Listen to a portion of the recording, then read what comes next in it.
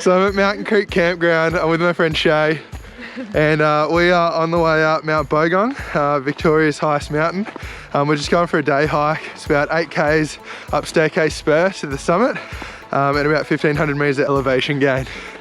It's been raining the last couple of days, but now the sun's out and it's looking pretty good. So looking forward to getting up there. So I forgot how beautiful the start of this hike is. You're constantly zigzagging, crossing over the creeks and little streams and a bunch of little bridges. Get over it. It's got a lot of character, and it's just the calm before the steep. This hike can be done in a day or overnight. So we've got first aid, food, water, jackets if the weather changes, and it's just worthwhile making sure that you're prepared. There's not reliable phone service up here, so just make sure you're aware of that when you come out and that you know where you're going, and maps are also a good idea. So you've grown up in this area and lived here most of your life. You know, what do you like about the mountains or this part of the world? I basically just love being outdoors in general. The views are just spectacular from up on top of a mountain, and I just don't think you can beat it. So yeah, I love it. Starting to steepen up. And the heart rate's picked up a little bit. Oh, good. Hey, have a good run.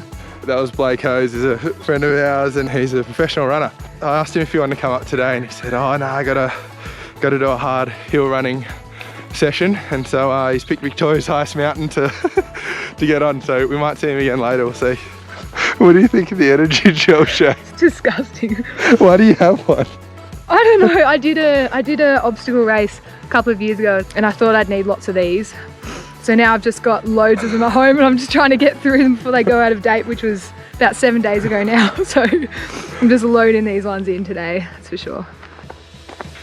So I was doing a bit of research before I came up here today, just about the mountain, and learned that Indigenous tribes used to meet at the top of Mount Bogong, the ceremonies, and to share Bogong moss, and some of them had travelled as far as the coast to be up here, and they'd often share different tools for materials. And I've said it before in other videos, that just knowing the history of a place gives so much more depth and fulfillment in something like this. Super cool. Common thing when hiking is blisters and blister prevention. As soon as you get any signs that you've got a hot spot, it's worth addressing straight away. And Shae's just got these new hiking boots.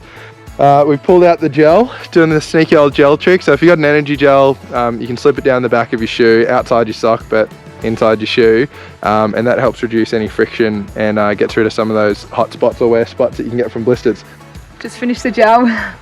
About to test the so-called theory. Yeah, let's hope it works, because otherwise I'm in for a very painful hike. Fashion, all about it, up in the high country. Just entered the clearing before Bivouac Hut. A couple of years ago, a few friends and I did almost a 24-hour mission from Bright on foot and on bike, and ended up stopping in here at 2 AM, I think it was, for a hot chocolate and someone to warm up. So it's worthwhile knowing where these huts are if you're ever coming into the high country, just as a reference point, place to stop in. Blake's just appeared. We're only halfway up and he's on his way back down. How was it? It was nice, mate. Yeah, it was good. Conditions are perfect up there. It's not even windy.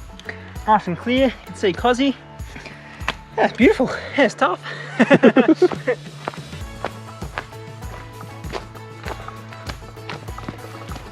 So cool.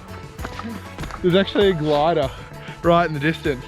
If you look back to the glider video, I actually flew over Mount Bogong up here and had beautiful views looking down from the top.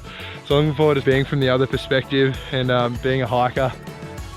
So these are snow poles and they're marked on maps. They're used for navigation. If you ever get stuck in a whiteout in snow conditions or in just low cloud and you can't see where you're going, don't lose sight of the pole and get lost and end up somewhere way off track. It's a good reminder that at any time up here conditions can change, and just to be prepared. It's definitely a lot cooler up here than it was down in the valley this morning, and you can get snow in summer and all kinds of things, like patches of snow now. We're within eye shot of the summit. You can see pretty much as far as the eye can see snow poles. It's cool seeing this way in summer. I've been up here in winter and it's a totally different thing, and I mean it's just this massive forever changing playground where, you know, people come up here for backcountry skiing and camping in winter, and it's so nice being up here on a clear day like this, and yeah, looking forward to seeing it from the summit.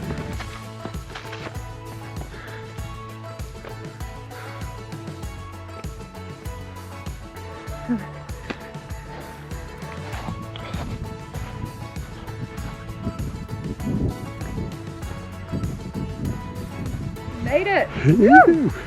So at the summit at 1,986 metres above sea level.